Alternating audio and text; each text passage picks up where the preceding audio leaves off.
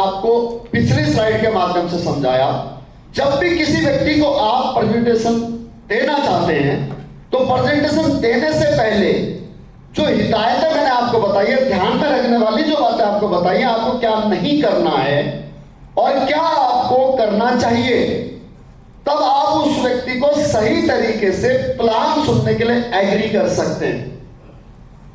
Clear है यहां तक? मोस्ट इंपोर्टेंट पार्ट होता है दोस्तों, सामने वाला व्यक्ति आपके बिजनेस को ज्वाइन करेगा या नहीं करेगा, यह इस बात पर निर्भर करता है कि आपने उसको किस प्रकार से इनवाइट किया है। क्लियर है दोस्तों?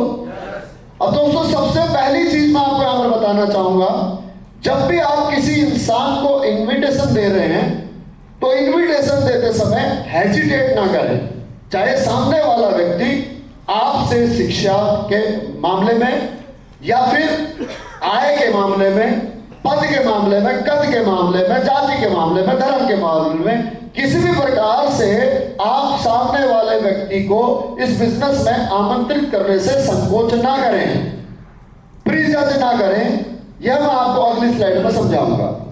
फिलहाल मैं आपको यह बताना चाहता हूं कि आप जिस व्यक्ति को इस बिजनेस में लाना चाहते हो, आप उस इंसान को अगर इस बिजनेस में लाते हो तो आप उसे 100 करोड़ कमाने का एक बहुत ही सुनहरा अवसर आप उसको प्रदान कर रहे हो, एक बहुत अच्छी अपॉर्चुनिटी आप उसको दे रहे हो।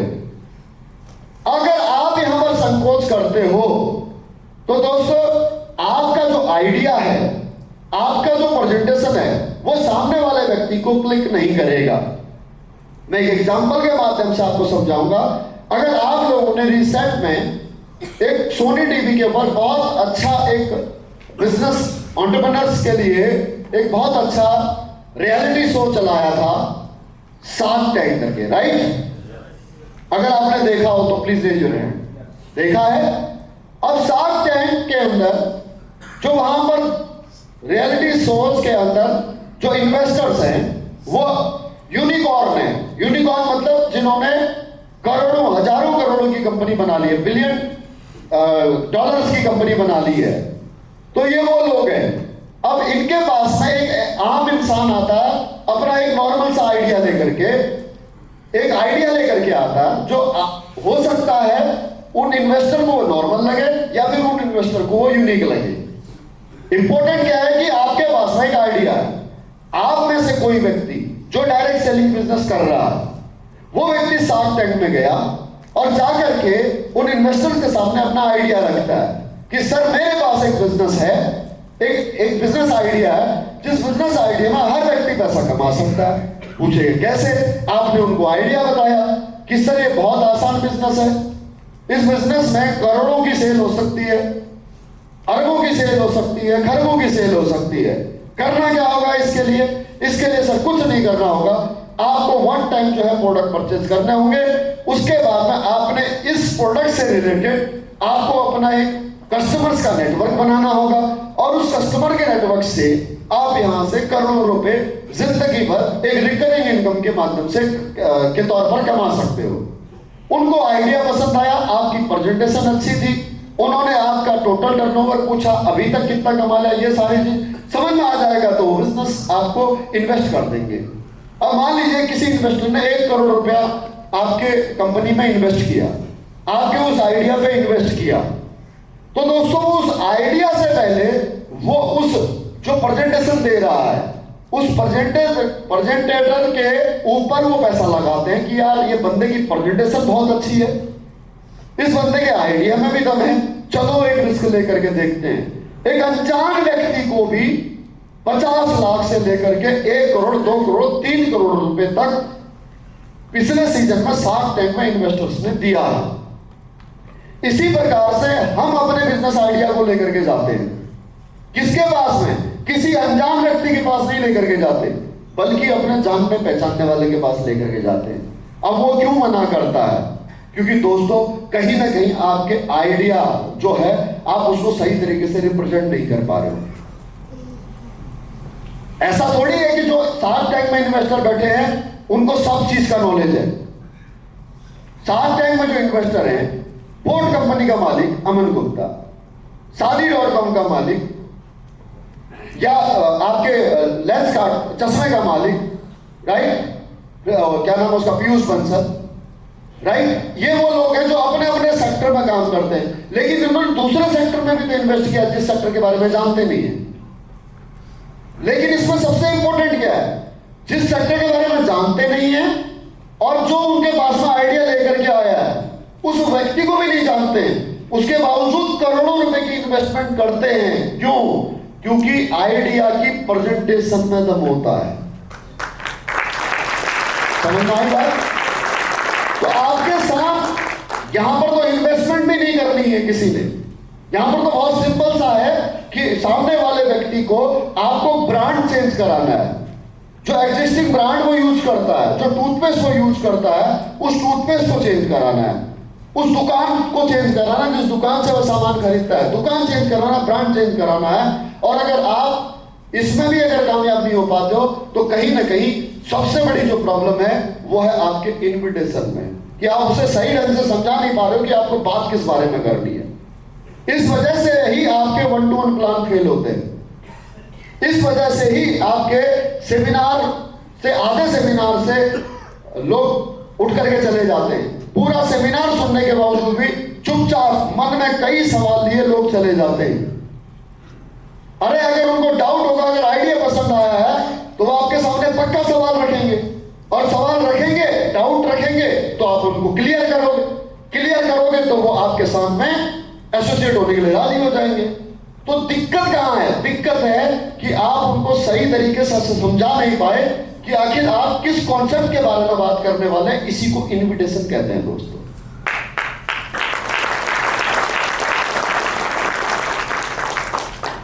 मैं मानता हूं आपने आज से पहले डायरेक्ट सेलिंग बिजनेस नहीं की, मैं मानता हूं आज तक आपसे पहले आपने कोई बिजनेस नहीं किया, लेकिन आज मैं आपको इस ट्रेनिंग के माध्यम से कैसे किसी नए प्रोस्पेक्ट को इनवाइट करना है वो आपको समझाऊंगा।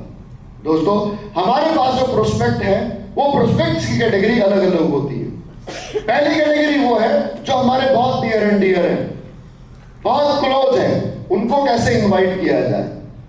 दूसरी कैटेगरी वो है जिनको हम जानते हैं लेकिन व्यक्तिगत तौर पर नहीं, व्यवहारिक तौर पर। अब उन लोगों को हमारे को इनवाइट करना है, वो हमारे बिजनेस के बारे में भी नहीं जानते।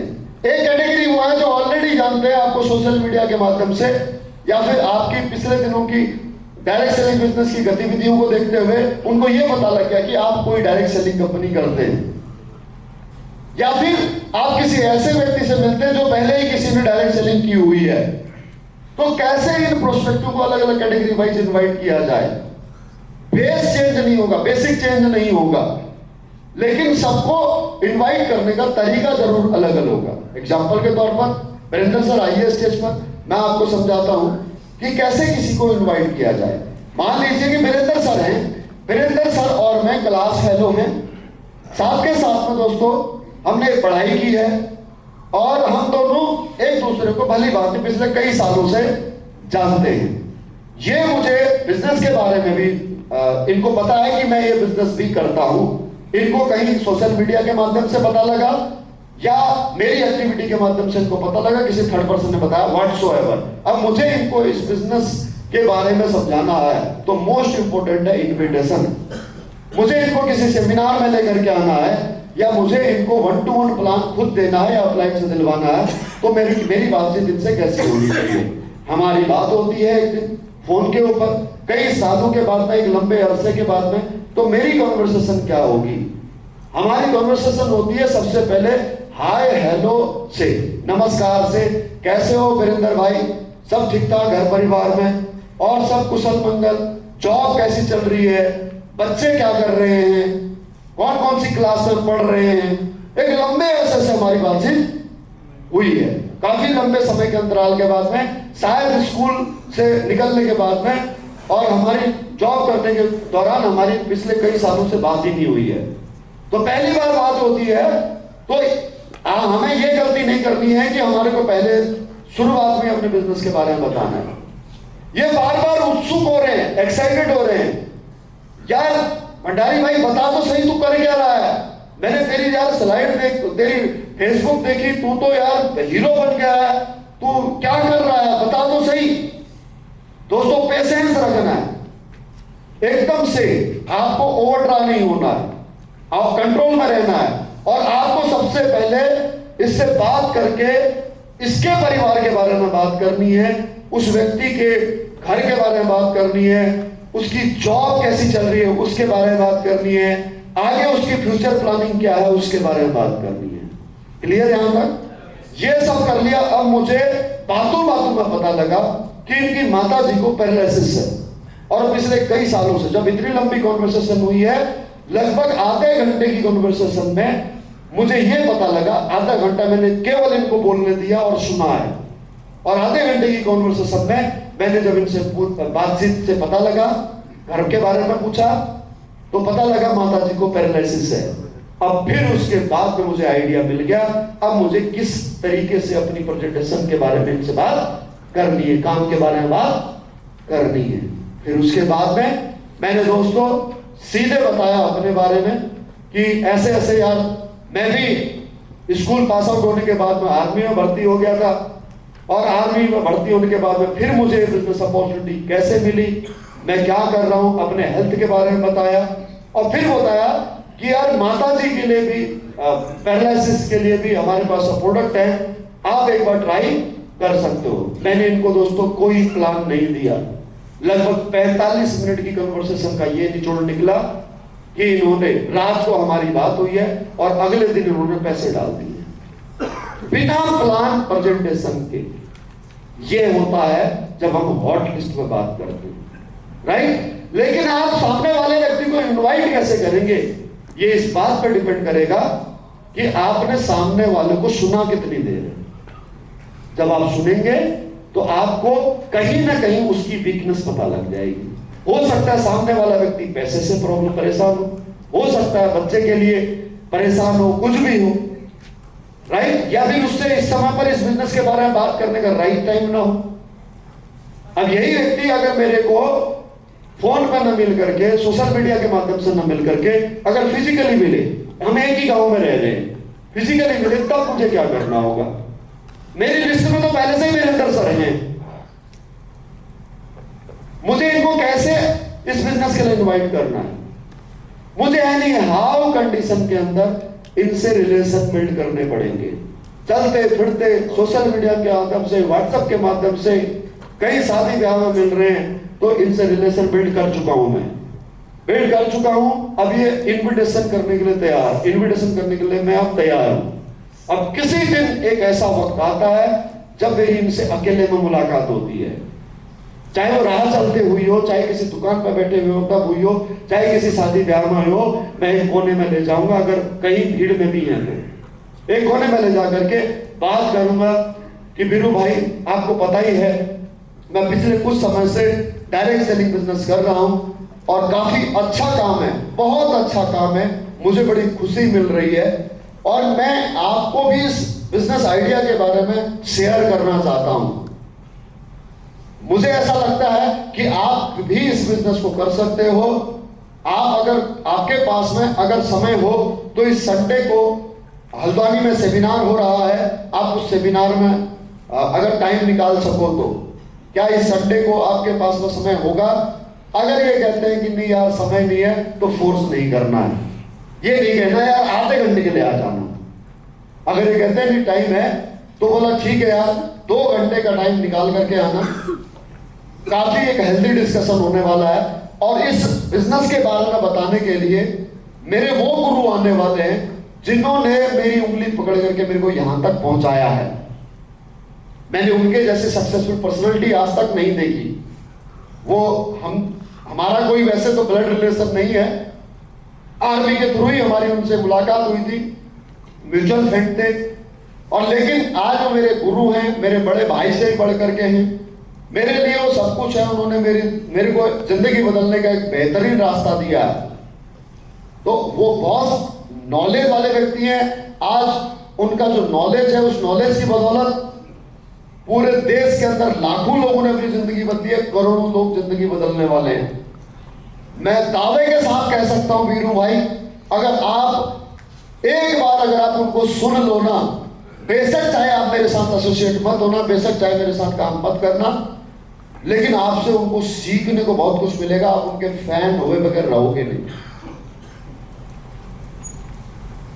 क्या आप आओगे संडे को? और अगर इन्होंने कह दिया कि संडे को आऊंगा, तो उसके बाद में रुकना नहीं है, फिर वहां से चले जाना है।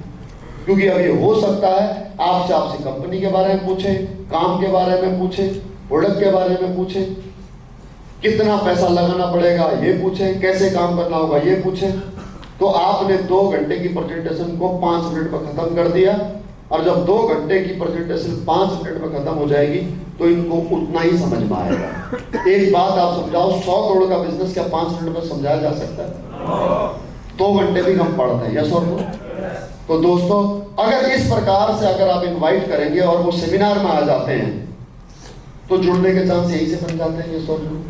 बस गलती यही होती है कि इनविटेशन आप लोग प्रॉपर से न तो कर पा रहे हो और ना ही अपनी टीम में सिखा पा रहे हो, और फिर आपकी टीम से शिकायत आती है कि सर इनविटेशन तो करते हैं लेकिन लोग सेमिनार में नहीं आते हैं। यहां फॉल्ट होता है। उसके बाद में ऐसा व्यक्ति जिसने डायरेक्ट सेलिंग कर रखी है पहले, जो डायरेक्ट सेलिंग के बारे में जानता है, तो उसको सीधे सीधे बात करनी है, उसे कोई घुमा फिरा करके बात नहीं करनी है। उसको बोलना, देख भाई ऐसा है कि जितना मैं जान पाया हूं, डायरेक्ट सेलिंग लगभग 27 सालों से हिंदुस्तान के अंदर चल रही है। वर्ल्ड वाइड अगर मैं बात करूं तो 200 साल से भी पुराना इतिहास है। लेकिन पिछले 27 सालों की अगर मैं बात करूं तो हिंदुस्तान ने डायरेक्ट सेलिंग में कुछ भी नहीं किया है, कोई कंट्रीब्यूशन नहीं है वर्ल्ड के मुताबिक। वर्ल्ड से अगर हम कंपेयर करें, वर्ल्ड की डायरेक्ट सेलिंग बिजनेस इंडस्ट्री से अगर हम कंपेयर करें, तो इंडिया का कंट्रीब्यूशन नाखून के बराबर भी नहीं है, 1% भी नहीं है।